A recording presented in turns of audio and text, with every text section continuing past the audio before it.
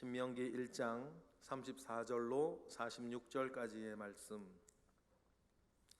우리 다 같이 한 목소리로 합독하겠습니다. 여호와께서 너희의 말소리를 들으시고 노하사 맹세하여 이르시되, 이 악한 세대 사람들 중에는 내가 그들의 조상에게 주기로 맹세한 좋은 땅을 볼 자가 하나도 없으리라.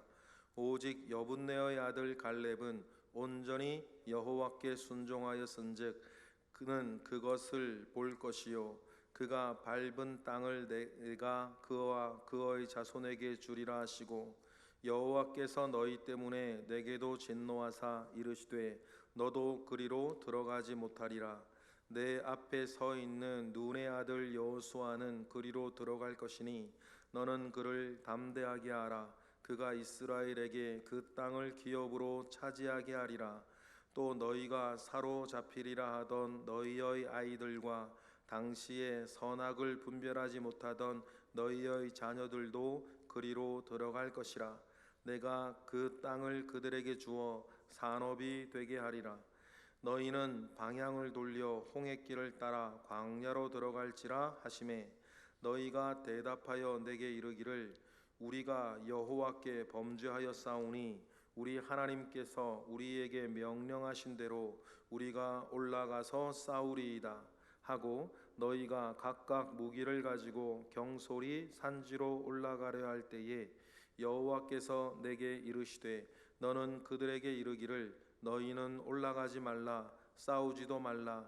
내가 너희 중에 있지 아니하니 너희가 대적에게 패할까 하노라 하시기로, 내가 너희에게 말하였으나 너희가 듣지 아니하고 여호와의 명령을 거역하고 거리낌 없이 산지로 올라가매, 그 산지에 거주하는 아모리 족속이 너희에게 마주 나와 벌떼같이 너희를 쫓아 세일산에서 쳐서 호르마까지 이른지라. 너희가 돌아와 여호와 앞에서 통곡하나 여호와께서 너희의 소리를 듣지 아니하시며 너희에게 귀를 기울이지 아니하셨으므로 너희가 가데스에 여러 날 동안 머물렀나니 곧 너희가 그곳에 머물던 날수대로니라. 아멘. 모든 것에는 때가 있는 것 아니겠습니까?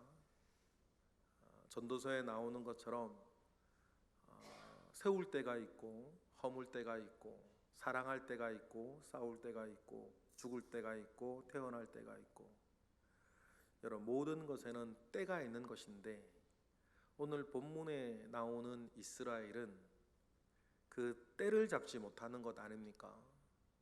뒤늦게 회개하고 뒤늦게 주님께 앞에서 통곡하고 또 뒤늦게 여러분 정복하겠다고 올라가서 뭐 하겠습니까?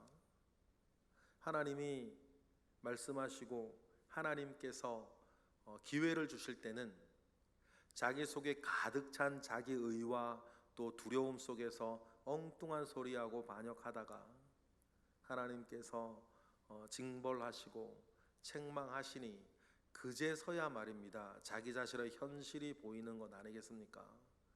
죄 속에 빠진 사람은 늘 그런 것 같아요. 우리 에덴 동산에서의 아담과 하와를 보아도 그냥 나중에 다 지나야 후회가 되고 지나고 나서 아쉬워하고 지나고 나서 원통해 하는 것을 봅니다. 여러분, 그러니 우리가 신앙생활하면서 지금 내 마음과 지금 내 생각 거기에 여러분 빠져서 엉뚱한 해석, 나와 내 주변에 대해서 정말 죄악된 해석을 하시면 안 돼요. 어제 본문에도 보면 하나님은 그런 말씀하신 적이 없는데 이스라엘 사람들은 자기가 자기들 주변을 해석하기를 뭐라고 해석해요? 하나님이 그런 말 하신 적이 없지 않습니까? 하나님이 우리를 미워하사 우리를 아모리 족속에게 죽게 하시려고 우리를 이 땅 가운데에서 끌어내셨다. 주님은 그런 말씀 하신 적이 한 번도 없어요. 오히려 올라가서 그 땅을 차지하라, 두려워하지 말고 주저하지 말라가 주님께서 마지막 하신 말씀이었고, 지난 2년 동안 주님은 그런 말씀 하신 적이 한 번도 없는데, 자기 앞에 놓여있는 상황을 등에 자기가 겁을 집어먹고 자기가 그렇게 해석을 하는 거 아닙니까? 여러분, 요걸 정말 조심하셔야 돼요. 내 기분이 나빠서, 내 자존심이 상해서, 나한테 손해가 되어서, 내 기분이 나쁘고 상황이 내 뜻대로 돌아가지 않아서 우리도 하나님은 그렇게 말씀하신 적이 없고 하나님은 그렇게 뜻하신 바도 없는데 우리가 죄악된 생각과 느낌에 빠져서 막 자기 마음대로 그런 상상의 나라를 펼 때가 있단 말이에요. 그러니 여러분, 우리가 내 마음과 내 생각과 내게 들려오는 모든 말과 내 주변에 들리는 모든 이야기와 보이는 것 중에서 우리가 정말 구분하셔야 되는 게 하나 있는데, 이게 팩트냐 해석이냐는 거예요. 다른 사람 말 들으실 때도 여러분 명심하셔야 돼요. 우리 귀에 들리고 내 눈에 보이는 것 중에서 이게 사실이냐 아니면 나든 저 사람이든 저 사람이 붙인 해석이냐, 이걸 잘 구분하셔야 돼요. 우리 속에 일어나는 마음과 우리 속에 일어나는 생각도 마찬가지. 여러분, 많은 부분에서 그건 있는 그대로의 사실이 아니라 나의 해석, 나의 해석을 덧붙인 그런 생각들일 때가, 마음들일 때가 되게 많아요. 그래서 더 기분이 나빠지고 더 마음이 상하고 더 다르게 막 이렇게 생각할 때가 많은데, 우리의 삶을 어렵게 하되 더 어렵게 하는 것들은 여러분 대부분 그런 것들이라는 사실들을 여러분 우리가 기억해야 됩니다. 오늘 본문의 이스라엘도 마찬가지예요. 좀 전에 말씀드렸던 것처럼 자기들의 해석이었단 말이에요. 우리가 못한다고, 하나님이 우리를 미워하신다고, 우리를 아모리 족속의 손에 죽게 하실 것이라고, 우리 자녀들은 사로잡혀 갈 것이라고. 그거는 자기들이 자기 주변을 둘러싼 상황들에 대한 자기 해석이었지, 하나님은 그렇게 말씀하신 적도 뜻하신 적도 전혀 없었어요.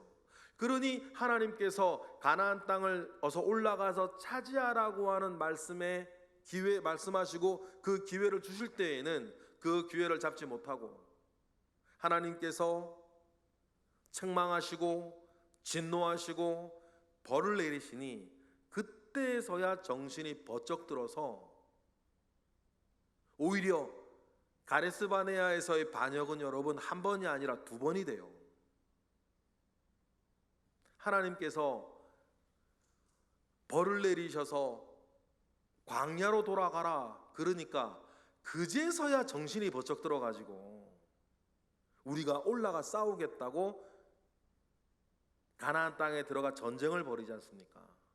그러니 여러분, 가데스 바네아에서의 반역은 한 번이 아니라 두 번인 거예요.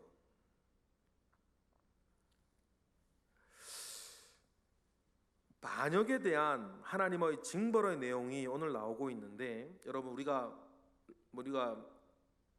출애굽기 내용에서 또 레위기, 민수기를 시작해서 우리가 신명기까지의 내용을 생각해 보면, 시내산 이전에는 말입니다, 이스라엘 백성들이 불평을 하고 원망을 해도 하나님께서 벌하지 않으셨어요. 들어주셨어요.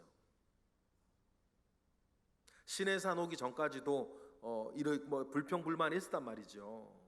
심지어는 홍해 앞에서도 이스라엘 백성들을 원망했으니까.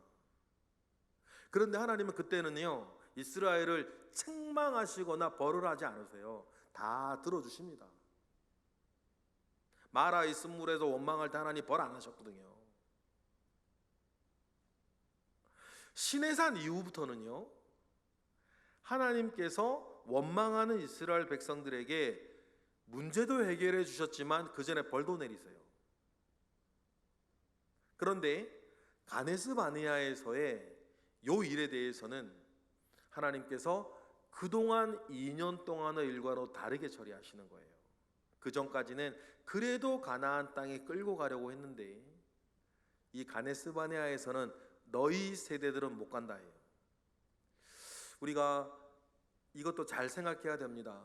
우리가 하나님 아버지 앞에서 반드시 보여내어야 할 신앙의 고백의 정도가 달라요. 맨 처음 믿기 시작하는 초신자들, 그런 사람들이야 신의 산 전의 사람들. 그러면 여러분 어떻게 어떤 면에서는 기도 응답도 잘 되고 이렇게 그럴 때가 있어요. 그런데 신의 산 이후의 사람들에서는 좀 달라져요. 가네스 바네아 이후에 또 달라지는 거예요. 하나님께서 그 때를 따라 주시는, 요구하시는, 말씀하시는 정도가 다릅니다. 그러면 저와 여러분은 교회 다닌 지, 애굽을 나온 지 얼마나 되셨을까요? 더 다부지고 더 분명한 고백과 헌신과 결신이 여러분 있어야 되는 것이에요. 그러한 바탕 위에 오늘 본문을 우리 간략하게 살펴보겠습니다. 여러분, 가네스 바네아에서의 이 불평은 단순한 불평이 아니었고 또 정면으로 하나님의 뜻을 반박하는 것이었죠. 오늘 본문의 더 자세한 내용은 민수기 14장에 나와요. 간략하게 그때의 일을 요약하면서 그러면 누가 가나안 땅에 들어가게 되었냐는 것만 밝혀요. 그래서 결국 신명기 말씀의 첫 번째 청중이었던 출애굽 2세대들만 가나안 땅에 들어가게 되었다는 사실, 왜 이렇게 되었는지만 얘기를 하죠. 그래서 감사하게 하고 하나님에 대한 믿음을 가지게 합니다. 그래서 오늘 본문 34절에 보면 하나님께서 그들 가운데에 그래서 분노하십니다. 그래서 35절처럼 얘기하세요. 35절 읽어보겠습니다. 시작. 이 악한 세대 사람들 중에는 내가 그들의 조상에게 주기로 맹세한 좋은 땅을 볼 자가 하나도 없으리라. 민수기에 이렇게 나오죠. 내 귀에 들린 너희의 말대로 그랬어요. 너희들이 못 간다고 말을 했으니까. 그래서 여러분, 우리가 혼자 하는 말이라도 여러분 말 정말 조심하셔야 돼요. 민수기에 주님 분명히 그렇게 말씀하셨어요. 내 귀에 들린 너희의 말대로. 그래서 그들의 말대로 그들은 가나안 땅에 들어가지 못합니다. 오직 갈렙과 눈의 아들 여호수아만 들어가게 할 것이니 담대하게 하라고 36절 38절에 나와요. 모세도 이렇게 얘기하죠. 너희들 때문에 나도 들어가지 못하게 되었다. 그렇게 모세도 한스럽게 이야기를 하십니다. 여기에서 우리가 꼭 기억해야 할 것은 하나님께서는 죄인을 심판하실 때에도, 죄인을 심판하실 때에 의인을 함께 심판하지 않으신다. 하나님의 공의는 그렇게 드러나요. 모든 죄인이 심판을 받을 때에도 하나님은 의인을 함께 심판하지 아니하시고 의인은 살려내시는 그러한 하나님의 성품을 여러분 우리는 기억해야 되겠고, 이 가네스 바네아에서의 이 일이 모세에게도 정말 한이 되었던 것을 우리는 확인할 수 있습니다. 그리고는 누가 들어갈 것이라고 해요? 39절 읽어보겠습니다. 시작. 또 너희가 사로잡히리라 하던 너희의 아이들과 당시에 선악을 분별하지 못하던 너희의 자녀들도 그리로 들어갈 것이라. 내가 그 땅을 그들에게 주어 산업이 되게 하리라 라고 하면서, 그래서 지금 그들의 아들들이 신명기의 말씀을 듣고 있는 거예요. 들어가기 직전이니까. 그리고는 38년의 덧없는 여정들이 이스라엘의 입장에서는 시작하게 되었는데, 모두에 말씀드렸던 것처럼 이때 이스라엘의 정신이 번쩍 드는 거예요. 여러분, 지금 든 정신이 이 조금만 일찍 들었으면 얼마나 좋아요. 여러분, 아무 때나 있다면 우리는 그것을 특별히 구별하여 기회라 말하지 않습니다. 기회는 반드시 때가 있어요. 그 때를 못 잡으면 없어지는 거예요. 늘 있으면 여러분 우리가 그걸 기회라고 특별히 따로 떼어 이야기하겠습니까? 여러분, 영적으로나 육적으로나 기회라는 것이 있어요. 그 기회를 잡으셔야 돼요. 하나님께서 주시는 기회라는 것을 알기 위해선 하나님 아버지 앞에 깨어있는 사람이라 해야 돼요. 여러분이 다른 것에 휩쓸리지 마시고 하나님으로부터 오는 기회를 볼 수 있는 영적으로 깨어있는 영안이 있기를 주님의 이름으로 축복합니다. 이제 와가지고 41절에처럼 백성들이 이야기를 하는 거예요. 이스라엘 사람들이 말 그대로 이제 와서 41절 볼까요? 시작. 너희가 대답하여 내게 이르기를 우리가 여호와께 범죄하였사오니 우리 하나님께서 우리에게 명령하신 대로 올라가서 싸우겠다 하고 너희가 각각 무기를 가지고 어떻게 해요? 경솔히 산지로 올라가려 할 때 이 마음을 말입니다. 맨 처음 먹었으면 얼마나 좋았어요. 왜 경솔이라 그럴까요? 하나님 함께 하시지도 않는데. 하나님 함께 하시지 않아요.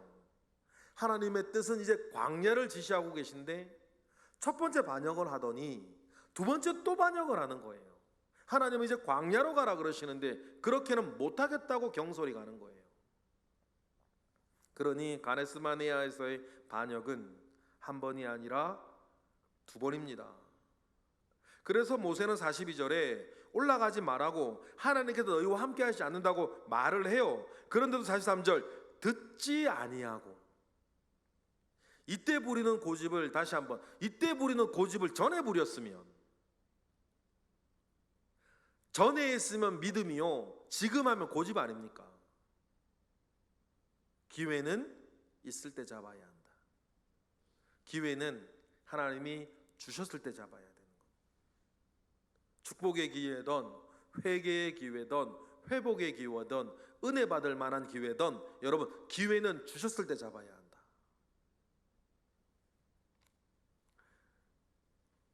그래 결국 어떻게 되겠어요? 결국 패망하고 45절처럼 되는 거예요. 45절처럼 해봐야 소용없는 거 아닙니까? 이 통곡이 회개와 회복의 통곡이면 얼마나 좋으련만 이 통곡은 그런 통곡이 아니죠. 45절 읽어볼까요? 시작. 너희가 돌아와 여호와 앞에서 통곡하나 여호와께서 너희의 소리를 듣지 아니하시며 너희에게 귀를 기울이지 아니하셨으므로 통곡해요.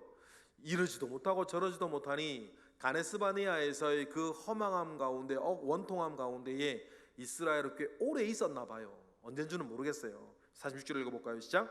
너희가 가데스에 여러 날 동안 머물렀나니 곧 너희가 그곳에서 실수하던 날수대로니라. 그러니까 40일 이상 가데스바네아에서는 꽤 오래 머물렀나 봐요. 그럴 수밖에 없죠. 가나안 땅에 들어가지도 못하고 광야로 가기는 다시 돌아가기는 싫고 그런데 하나님께서 그렇게 정하시면 어디로 가겠어요? 가나안으로 가면 죽는 거고 광야로 갈 수밖에 없는 것이죠. 그러니 여러분 죄악은 언제나 이스라엘을 그리고 우리를 나아가지 못하게 하고 늘 과거로 되돌아가게 하고 주변을 빙글빙글 돌게 만들며 한 번밖에 없는 이 인생을 허망하게 소비하게 만드는 덧없게 만드는 여러분 그런 것 아니겠습니까? 그러니 동서고금을 막론하고 모든 사람들이 죽을 때에는 인생 허망을 이야기하는 거예요. 그러나 여러분 저와 여러분은 그러지 않을 줄 믿습니다. 우리의 인생은 허망한 것이 아니라 우리 하나님 아버지를 만나는 가나안 복지에 들어가는 길인 것을 믿습니다. 그러니 오늘 본문을 여러분 우리가 한 절 한 절 흐름 안에 생각해 보면 여러분 우리의 인생이 보일 줄 믿어요. 여러분 하나님께서 우리에게 기회를 주시면 그 기회를 잃어버리지 아니하고 그때 잡고 하나님과 동행하여서 되돌아가는 인생이 아니라 나아가는 인생으로 살아가시는 저와 여러분 되시기를 주님의 이름으로 축복합니다. 기도하겠습니다. 할렐루야. 하나님 감사와 영광을 올려드립니다. 크신 은혜 가운데에 오늘 우리가 살고 있습니다. 주여 은혜 위에 은혜를 더하여 주시고 하나님 아버지로 말미암아 우리가 되돌아가는 인생 살지 아니하게 하시고 은혜 가운데에 늘 앞으로 나아가는 삶을 살아갈 수 있도록 주님 우리의 마음을 붙잡아 주시고 우리의 눈을 열어 주셔서 주님이 함께 하시는 길, 주님이 지시하시는 길, 주님이 이끄시는 길에 온전히 순종함으로 나아가는 우리 모든 새벽의 기도자들 되게 하시옵소서. 이 시간 드려지는 1,000번째 예물들과 감사 예물 가운데에 주님 함께 하시고 하나님 아버지로부터 말미암아 오는 선한 은혜와 능력이 충만하게 하시옵소서. 이 시간에도 새벽을 깨워 기도하는 이들이 있습니다. 하나님 이들과 함께 하시고 들으시고 역사하여 주시옵소서. 우리 교회에 여러 환우들이 있습니다. 특별히 오늘 또 항암 치료 2차를 해야 하는 유복승 원사님을 주님 기억하여 주시고 하나님 아버지 그에게 힘을 허락하여 주시옵소서. 예수 그리스도의 이름으로 기도드렸나이다. 아멘.